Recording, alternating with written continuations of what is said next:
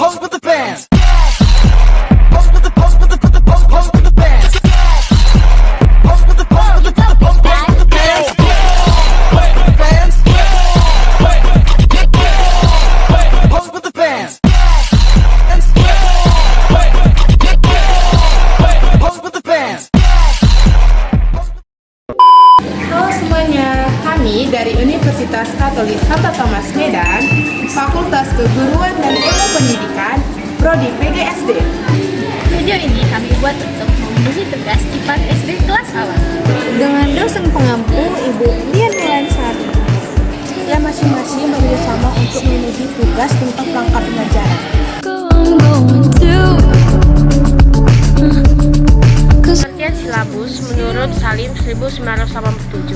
Silabus adalah garis besar, ringkasan, abstrak, atau poin penting dari isi atau materi tersebut. Adapun fungsi dari silabus yaitu yang pertama, sebagai panduan untuk mengembangkan berbagai kegiatan dalam pembelajaran, mulai dari tahap perencanaan sampai dengan pengelolaan pembelajaran. Yang kedua, membantu mengarahkan pendidik mengenai target yang harus dicapai peserta didik dalam proses pembelajaran. Adapun tujuan dari silabus menurut Hamalik 2004 yaitu untuk mengarahkan proses pembelajaran agar sesuai dengan kompetensi yang dicapai serta mempermudah guru dalam kegiatan pembelajaran.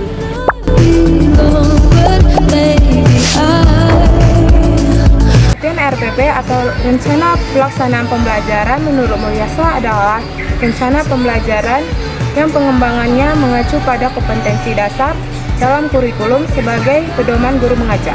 Pengertian modul ajar menurut Prastowo adalah sebagai bahan ajar agar siswa lebih aktif dalam belajar. Fungsi dari RPP yang pertama memberikan arahan bagi guru dalam melaksanakan pembelajaran. Yang kedua, memastikan bahwa tujuan, materi, dan metode pembelajaran saling terkait dengan kompetensi dasar.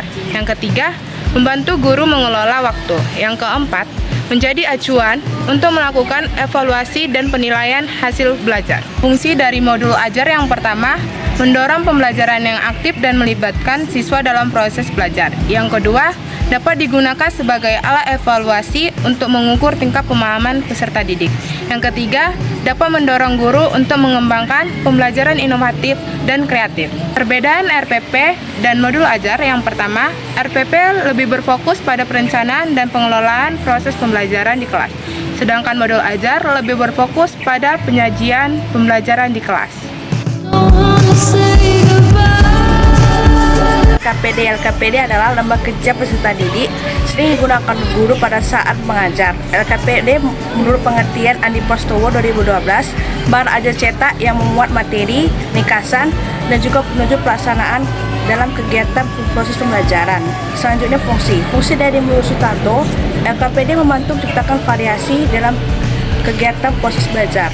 LKS atau Lembar Kerja Siswa menurut Prastowo 2016. LKS adalah bahan ajar cetak yang berisi materi, ringkasan, dan petunjuk pelaksanaan tugas yang harus dikerjakan siswa, baik teoritas maupun praktis, yang mengacu pada kompetisi dasar yang harus dicapai.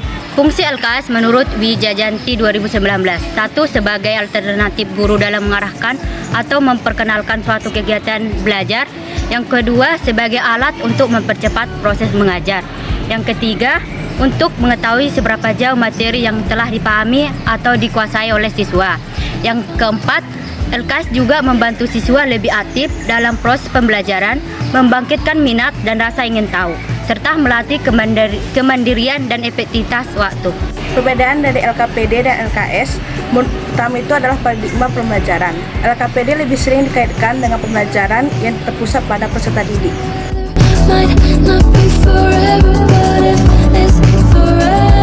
Pengertian penilaian menurut para ahli Nana Sujatna tahun 2009 adalah proses sistematis yang mengevaluasi kelengkapan dan keterpaduan.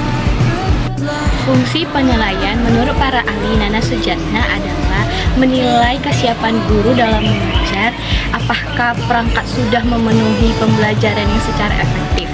Yang kedua, menjamin keterpaduan antar pembelajaran yang memiliki tujuan materi dan metode agar pembelajaran IPA yang sistematis dan terarah.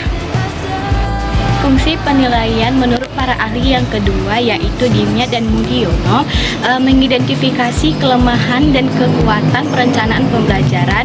Yang kedua sebagai dasar untuk memperbaiki dan mengembangkan strategi pembelajaran yang lebih tepat, terutama dalam menyampaikan konsep IPA yang bersifat konkret.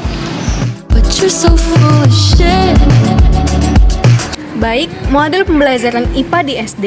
Yang pertama itu ada model pembelajaran Discovery Learning. Menurut Jeremy Bruner tahun 1961, Discovery Learning adalah model pembelajaran di mana siswa dapat menemukan pengetahuan atau konsep-konsep baru melalui pengalaman langsung, observasi, dan eksperimen. Contohnya, materi perubahan wujud zat di mana guru memberikan es batuk pada siswa dan siswa diminta untuk mencatat perubahan yang terjadi saat es mencair menjadi air. Yang kedua itu model pembelajaran berbasis masalah atau problem based learning di mana menurut Burroughs tahun 1986 model pembelajaran yang dimulai dengan memberikan masalah nyata yang harus dipecahkan oleh siswa. Siswa bekerja secara kelompok untuk menyelidiki, menganalisis, dan mencari solusi terhadap masalah tersebut. Contohnya, pencemaran lingkungan. Guru memberikan masalah nyata seperti bagaimana cara mengurangi pencemaran air di lingkungan sekitar sekolah. Yang kedua, pada materi perubahan iklim, guru memberikan situasi mengarah pada pernyataan seperti apa dampak dari pemanasan global tersebut. Metode pembelajaran menurut Basri dan Lestari 2019. Metode pembelajaran adalah metode cara-cara penyajian bahan pelajaran yang digunakan guru dalam individu ataupun kelompok. Metode yang digunakan dalam pembelajaran IPA di SD yaitu metode ceramah. Metode ceramah adalah metode yang dimana guru lebih banyak memberikan informasi kepada siswa sehingga siswa lebih aktif dalam pembelajaran. Contoh yang pertama yaitu guru menjelaskan sistem pernapasan manusia dengan menggunakan organ-organ yang terlibat. Contoh yang kedua, guru menjelaskan tentang pencernaan manusia dengan menggunakan alat-alat peraga. Yang kedua, metode kooperatif. Metode kooperatif adalah metode pembelajaran yang melibatkan siswa dalam kelompok kecil untuk bekerja sama dengan saling membantu dan memahami materi pembelajaran tersebut. Contoh metode kooperatif. Yang pertama, siswa dibagi menjadi kelompok untuk membuat laporan tentang ekosistem di sekitar sekolah.